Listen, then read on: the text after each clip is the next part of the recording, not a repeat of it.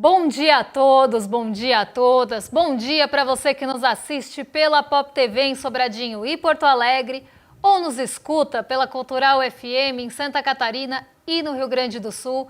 Sejam todos muito bem-vindos e bem-vindas a mais um ICL Mercado Investimentos. Hoje, finalmente, vamos falar de relatório Focus, vamos olhar ali o que mudou no Focus, o que não mudou, o que poderia ter mudado, mas não mudou também, porque saíram as novas projeções do mercado financeiro para os nossos principais indicadores macroeconômicos e a gente ainda não falou desse assunto. Além disso, eu vou terminar a teia de relações do Master, hoje estendendo mais um pouco o fio. A gente vai chegar em outros governos, porque a gente já falou de alguns governos como o do Rio de Janeiro, algumas prefeituras que colocaram dinheiro no Banco Master, mesmo depois de alertas para parar. Então os alertas foram ignorados, inclusive alertas que também foram ignorados com sucesso foram do Roberto Campos Neto, que não olhou para o Banco Master e poderia já ter evitado muito disso, porque já tinha ali alguns indícios de irregularidades. Se ele quisesse investigar, principalmente exposições de um banco a outro que já estavam chegando perto do limite, ele poderia ter investigado, mas não o fez. E isso mostra para a gente qual que é a importância também de um presidente sério no Banco Central. Então a gente vai falar não só sobre isso, mas como essa teia ela começa também a esticar e as relações do Workário chegam a mais pessoas, o Banco Master também chega ali a outros agentes com poder político e econômico, inclusive alguns deles, algumas instituições financeiras investigadas na carbono oculto. Então a gente vai expandir um pouco mais essa teia de relações hoje e vamos falar também de como esse dinheiro acaba chegando e essa influência também acaba chegando a lugares que a gente não esperava. Então a gente vai falar dos que a gente já esperava e dos que a gente também não esperava. É importante a gente abordar, porque não que eles estejam no mesmo lugar de igualdade, mas você tem ali como o dinheiro acaba permeando as relações, relações de poder, relações também de interesse. Então a gente vai falar sobre isso hoje, porque é um assunto que cada dia também tem uma novidade. Parece a novela Tarifa Fatal. Essa é a novela que a gente está remasterizando aqui com vocês. Então, antes de tudo isso, já vamos passar pela nossa agenda para entender o que tem de indicador hoje, o que sai, o que não sai, nessa semana que é conhecida aí por ser uma semana mais lenta, quase que nem o nosso fim do ano. Esse fim de ano começa já nessa semana de Black Friday. Black Friday não, né? De ação de graças, mas é de Black Friday também. Inclusive a Black Friday acontece no feriado de ação de graças lá nos Estados Unidos. Então o feriado de ação de graças deixa o mercado fechado e você tem esse impacto nos mercados globais, porque acaba a liquidez em alguns mercados, a gente fica sem referência em outros. Então uma semana importante que alguns indicadores acabam sendo postergados também, para não serem divulgados numa semana que eles não vão ter a devida atenção e também nem vão ser divulgados no feriado. Então vamos ver o que tem na nossa agenda hoje, porque às 8 horas da manhã saiu a sondagem da indústria de novembro aqui no Brasil, então uma edição da FGV. 8h30 tivemos nota de crédito do Banco Central de outubro. Esse dado é super interessante porque ele traz as taxas médias de juros praticadas no mercado de crédito, como que está o endividamento das famílias também, com ou sem crédito imobiliário. Então, um dado super interessante para a gente entender como a concentração bancária faz com que a gente tenha taxas de juros altíssimas aqui no Brasil. Além disso, saiu o IPCA 15, hoje medição de novembro, então a gente conhece a prévia do IPCA. A medição vai do dia 15 de outubro até o dia 15 de novembro, então ela é considerada prévia porque já traz os indícios do que deve pressionar e aliviar o bolso do brasileiro no mês de novembro, já que tem os 15 primeiros dias medidos. Às 9h30 da manhã, a ministra de Finanças do Reino Unido, a Rachel Reeves, discursou sobre o orçamento de outono. Então aqui um discurso que aconteceu lá no Reino Unido para falar de orçamento e de finanças por lá, mas vamos seguir que tem mais coisa na nossa agenda hoje. A gente tem mais um pouquinho de agenda e a gente já vai contar para vocês, porque às 10h30 da manhã lá nos Estados Unidos saíram dados do PIB, né? Então, dados importantes nos Estados Unidos, só para a gente lembrar, os dados nos Estados Unidos, eles estavam ali em compasso de espera, muitos deles ainda não foram divulgados por conta do shutdown, da paralisação do governo, e isso faz com que a paralisação, na verdade, fez com que esses dados fossem postergados e alguns deles ainda nem divulgados. Então, a gente volta a ter, né, sai desse escuro agora lá nos Estados Unidos com as novas divulgações de dados. Além disso, tem o índice de preços de gasto com consumo, o famoso PCI, mas aqui a gente está falando do número trimestral, dos dados trimestrais. Amanhã não, porque amanhã já começa o feriado por lá, né? Então a gente deve ter, eu vou até confirmar se amanhã saem os dados de índice de gastos com consumo pessoal na medida mensal, porque o Banco Central dos Estados Unidos adora esse dado, eles olham de pertinho, colocam uma lupa nesse indicador, porque é um dado que mostra ali como é que está a inflação e o índice de preços dos gastos com consumo pessoal. Então acaba sendo uma métrica bastante relevante para a decisão de política monetária. Sempre saem primeiro os dados trimestrais e depois saem os dados mensais. E normalmente o que é mais levado em consideração são esses dados mensais. E eu vou até confirmar depois se eles vão sair amanhã mesmo por conta do feriado de Ação de Graças. Às 10h30 da manhã nos Estados Unidos também foram divulgadas as encomendas de bens duráveis de outubro, aqui para ver ritmo também de economia. E ainda nos Estados Unidos, tomando toda essa parte da agenda, a gente tem aí os pedidos de auxílio-desemprego e números de pedido de auxílio-desemprego continuados, que trazem também um indício, uma indicação de como é que está o mercado de trabalho lá nos Estados Unidos até a semana do dia 22 de novembro.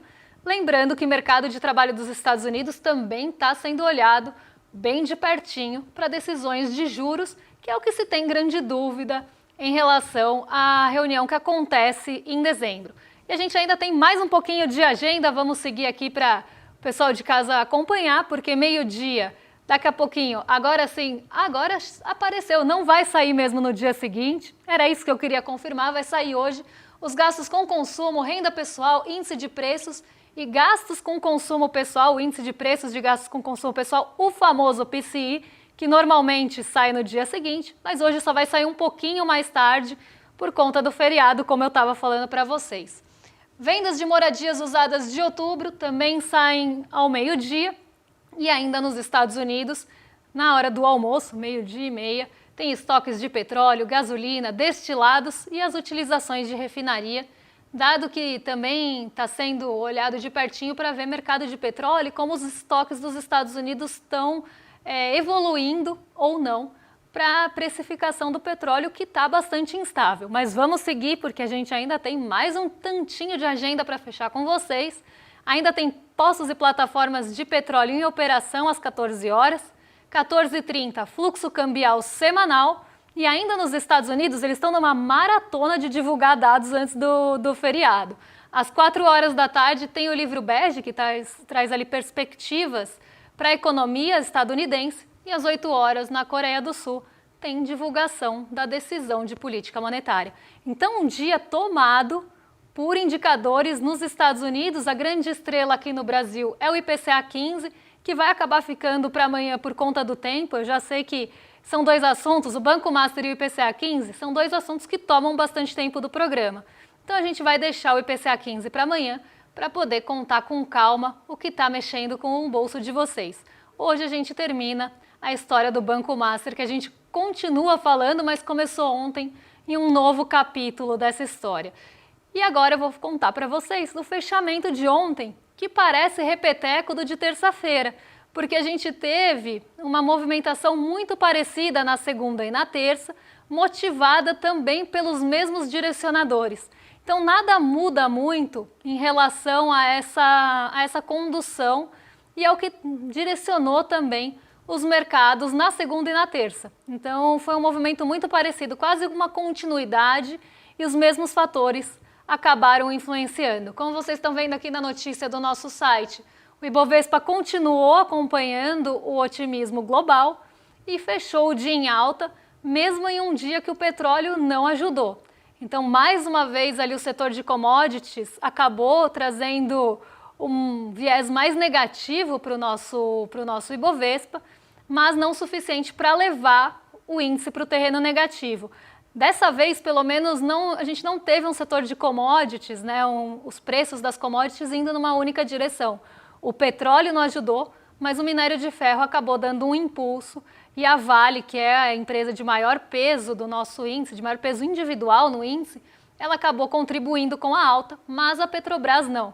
A Petrobras acompanhou a queda do preço do petróleo no mercado internacional. Então foi um dia misto ali para o setor de commodities, mas mesmo assim o otimismo global acabou contagiando o nosso índice e o nosso índice fechou mais um dia em alta, o segundo dia seguido em alta, muito por esses ventos vindos de Nova York que acabaram soprando aqui e levando o Ibovespa para o terreno positivo. Então vamos colocar aqui na tela para o pessoal de casa acompanhar, porque a gente teve mais um dia de movimento positivo em Nova York, isso porque é uma semana de menor movimentação, a gente sabe que muitos dos agentes acabam se posicionando antes do feriado para passar o feriado tranquilo, já que os mercados vão estar fechados, e muito vem também da recuperação dos ativos de tecnologia que sofreram nas semanas anteriores. Então a gente tem, né, os mercados ali de tecnologia sofrendo muito, os ativos caíram de preço a ponto de já estar num patamar que as pessoas acham interessante, vão voltar a comprar, e isso traz os sinais de recuperação, principalmente para a Nasdaq, que subiu 0,67. Mas o S&P não ficou atrás, pelo contrário, subiu mais ainda, com 0,91% de alta, e essa alta também lá em Nova York vem da expectativa pelo corte de juros nos Estados Unidos em dezembro. Ainda não é certo que isso vá acontecer, mas existe uma expectativa de que aconteça. E a gente sabe que o mercado atua na expectativa, então atua no boato e não no fato. No fato, normalmente, ele já está posicionado e às vezes até realiza a posição. Então, o que se tem nos Estados Unidos, por conta dos dados que estão sendo divulgados e algumas sinalizações de dirigentes do Banco Central, o que não é uma unanimidade, então isso vale a pena falar, os diretores, dirigentes, presidentes do Banco Central dos Estados Unidos não têm um consenso em relação ao corte de juros, mas alguns indicadores de mercado de trabalho, alguns indicadores, e agora a gente tem indicadores de atividade econômica também sendo divulgados, apontam para uma possível queda nos juros por lá, mas ainda existe indefinição. Como a gente teve algumas divulgações que estavam represadas e começaram a acontecer, alguns dados que voltam a ser divulgados também lá nos Estados Unidos, o Banco Central agora tem um pouco mais de dados para embasar a sua decisão de política monetária. Então, os dados, pelo menos que foram divulgados, ou a leitura desses dados pelo mercado financeiro, aumentaram a expectativa e a aposta de que sim, pode ter corte ainda nos juros em dezembro. E se esse corte acontecer, as bolsas, né, já na expectativa de que ele aconteça, elas acabam subindo porque sai dinheiro do mercado de renda fixa, sai dinheiro das famosas treasuries, porque o rendimento cai, e eles vão buscar ganho no mercado de renda variável, no mercado de risco. E aí voltam para a S&P, voltam para a Nasdaq e também para os mercados emergentes. Por isso que esses ventos vindos lá de Nova York sopraram o Ibovespa para o positivo, que subiu 0,41%, flertou com 156 mil pontos várias vezes durante o dia, mas fechou um pouquinho abaixo disso, em 155.910 pontos. Além disso, o dólar voltou a cair, ainda abaixo ali do patamar de 5,40, que foi o patamar que ele fechou na segunda-feira, e é um patamar importante, o 5,40, o 5,50 são âncoras psicológicas, assim como o 5,30 para baixo, e fechou ali em 5,37 depois de uma queda de 0,35, também motivado por essa expectativa de corte de juros lá nos Estados Unidos. Então, caso aconteça mesmo esse corte de juros, o recurso deve fluir para o mercado emergente, deve buscar o ganho de curto prazo aqui, né, as oportunidades de curto prazo aqui no mercado emergente, inclusive no Brasil, tanto na renda fixa quanto na renda variável. Isso faz com que entrem dólares aqui e o dólar cai. Além disso, a gente sabe que estão acontecendo intervenções do Banco Central por conta da liquidez de fim de ano. A já que é no fim de novembro e em dezembro que as empresas remetem os lucros para o exterior. Então já tem uma saída grande de dólares aqui e essa intervenção busca equilibrar um pouco essa liquidez e acaba também favorecendo a moeda brasileira. E além disso tem o fluxo que está entrando aqui realmente para buscar principalmente oportunidades na nossa renda fixa, porque vamos combinar, 15% de juros sem risco não é em todo lugar que a gente encontra, principalmente se a gente estiver falando ali de juros reais, que a gente tem a segunda maior taxa do mundo, e um cenário de queda lá nos Estados Unidos. Então acontece aquele movimento que a gente chama de carry trade. O agente financeiro se financia, pega um crédito a um juros bem baixinho. Então vamos pensar num cenário bem didático aqui. Ele pega dinheiro emprestado no Japão, que tem uma taxa anual muito baixa. Pega esse dinheiro que ele pegou emprestado no Japão, traz para o Brasil para ganhar 15%. É isso que a gente chama de carry trade e que vem acontecendo por conta dessa nossa taxa de juros altíssima, que não tem nenhuma explicação. Vocês vão ver daqui a pouco porque se a gente conseguir chegar no relatório Focus, eu espero que a gente chegue. Vamos falar agora do Banco Master, vamos pegar avião e voltar aqui para o Brasilzão para falar de Banco Master, porque é um assunto que acaba tendo novidades todos os dias, novas investigações, novos desdobramentos também, e hoje não foi exceção. Na verdade, ontem, no fim do dia, saiu ali mais um braço de investigação e a gente vai falar um pouquinho disso, mas antes a gente vai falar sobre o Campos Neto ter ignorado os alertas. A gente começou a falar disso ontem, passou rapidamente e eu volto nesse assunto, porque Campos Neto teria sido alertado sobre as irregularidades do Banco Master, a exposição de um banco a outro que estava chegando no limite. Então os bancos, eles compravam ativos do Banco Master, sejam esses ativos de crédito ou de renda fixa. E nisso você tem uma exposição de um banco a outro. Existe um limite que um banco pode se expor a outro, porque senão ele começa a trazer instabilidade para o mercado financeiro, para o sistema financeiro nacional. Então vamos supor que um banco se posiciona muito em ativos do outro, como por exemplo aconteceu entre o BRB e o Master. O BRB tinha a exposição quase no limite ao Banco Master. Então ele comprou ativos de crédito, comprou ativos de renda fixa do Banco Master, principalmente os de renda fixa. Vamos pensar que o Banco Master seja liquidado como foi. O que acontece com todo esse patrimônio que estava no BRB exposto ao Banco Master? Ele entra em risco, porque pode ser que esse dinheiro nunca seja visto de volta. E muito provavelmente não será, porque vai entrar ali na massa executada. Não tem FGC nesse caso. A gente está falando de investidor institucional, de outra instituição se posicionando numa terceira instituição. Então, isso traz riscos para o mercado financeiro. E a exposição do BRB, ela já estava nesse limite há muito tempo. Não só isso, outras irregularidades do Master já vinham sendo apontadas para que se liquidasse o banco. Mas parece que esses alertas foram ignorados pelo presidente anterior do Banco Central, o Roberto Campos Neto, virou um trava-língua aqui. Foram ignorados com sucesso e até depois, eu tenho várias críticas aqui à forma de condução de política monetária do Gabriel Galípolo, mas ele foi elogiado na condução da liquidação do Banco Master porque foi vista de forma corajosa, já que o Banco Master tem muitas relações e o dinheiro do Master chega a muitos agentes, não só políticos, mas também instituições financeiras. E a gente vai agora explicar para vocês um pouco dessa teia de relações que acabam permeando o Banco Master, o sistema financeiro e o sistema político, dessa vez pegando a linha aqui do Tarcísio de Freitas.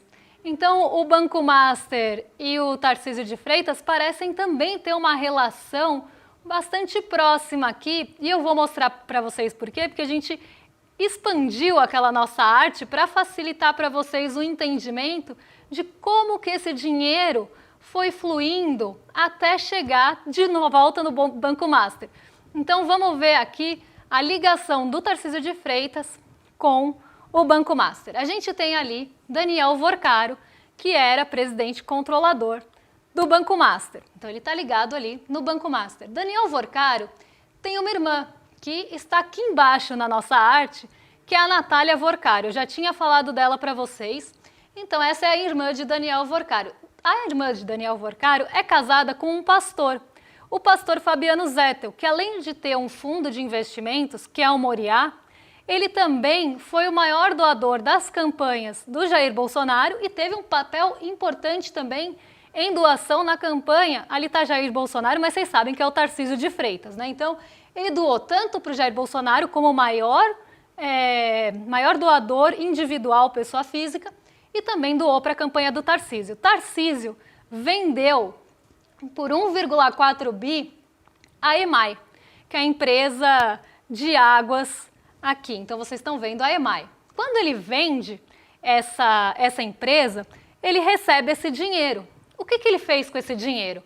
Curiosamente, coincidentemente ou não, esse dinheiro da venda da EMAI, dessa privatização e dessa venda, que foi para um fundo de participações, mas aí ele nem entra aqui no caso, a gente vai seguir o dinheiro, né? O famoso follow the money. O Tarcísio, que teve como o seu apoiador, grande apoiador de campanha, o pastor Fabiano Zettel, que é casado com a irmã do Vorcário, então ele é cunhado aqui, esse dinheiro voltou para o Master em CDBs. Olha que curioso esse caminho do dinheiro. O dinheiro da venda da EMAI voltou para o banco do cunhado do maior apoiador da sua campanha. Muita coincidência, né? Um caso do acaso bem marcado aqui em cartas de tarô.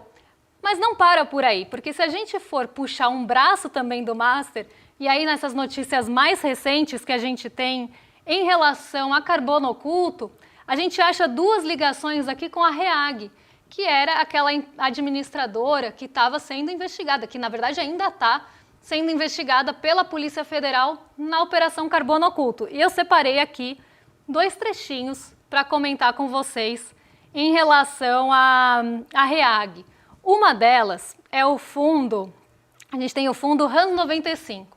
O fundo RANS 95 era um fundo ali que tinha boa parte do patrimônio no Banco Master. Então, comprava ativos do Banco Master. Já é uma ligação que a gente pode fazer, mas nem eu acho a mais escandalosa de todas. A gente tem também a Trust DTVM, que eu até separei aqui o nome para não esquecer, para falar para vocês. O fundo, que era um fundo, né, era administradora, na verdade a Trust, era administradora de fundos do Banco Master. Na verdade nem é do banco, é da Asset, e são coisas separadas, tá? A Asset, por mais que ela tenha ligação ao banco, né, tem o mesmo nome, são CNPJs distintos, tem uma separação, até por legislação. A ideia é que não haja conflito de interesse, nem ali vazamento de informações. Mas vamos lá, a Trust, ela foi alvo da Operação Carbono Oculta por suspeita de aquisição e ocultação de bens para criminosos. E quando a operação foi deflagrada, o Banco Master só falou que ela era uma prestadora de serviços, que a REAG era uma administradora e que prestava serviços ali para o Banco Master. Mas já começa a ficar muita coincidência. A REAG tinha ali um fundo com um patrimônio muito alocado no Master, aí ela também é administradora de um fundo do Banco Master e ela ainda alvo, né, também da Carbono Oculto. Então aqui já 2 ligações com a Carbono Oculto de lugares diferentes. Além disso, a gente tem aí, eu acho que o pior caso de todos, que é o Fundo Bravo. O Fundo Bravo, ele é um fundo de investimentos do Master que também era administrado pela REAG. Então, já tem mais de uma ligação com a REAG, além da Trust. Então, já começa a ser coincidência demais. Outro caso do acaso bem marcado aqui. E ela também, né, a REAG, está no alvo da Carbono Oculto.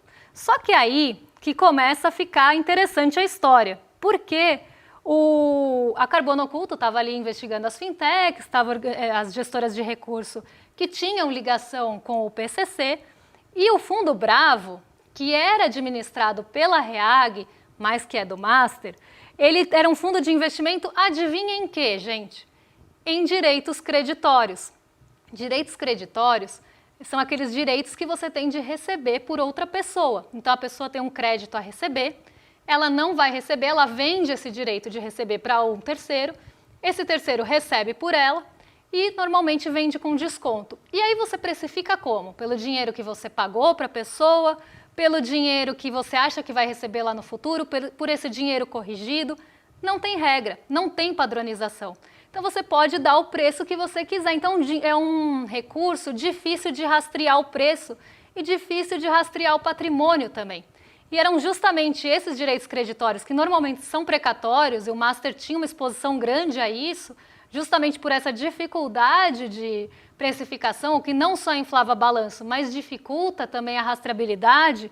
Ele declarava ter um patrimônio ali de 8 bilhões, esse fundo, em direitos creditórios, mas nunca conseguiu publicar nenhum documento detalhando esses investimentos.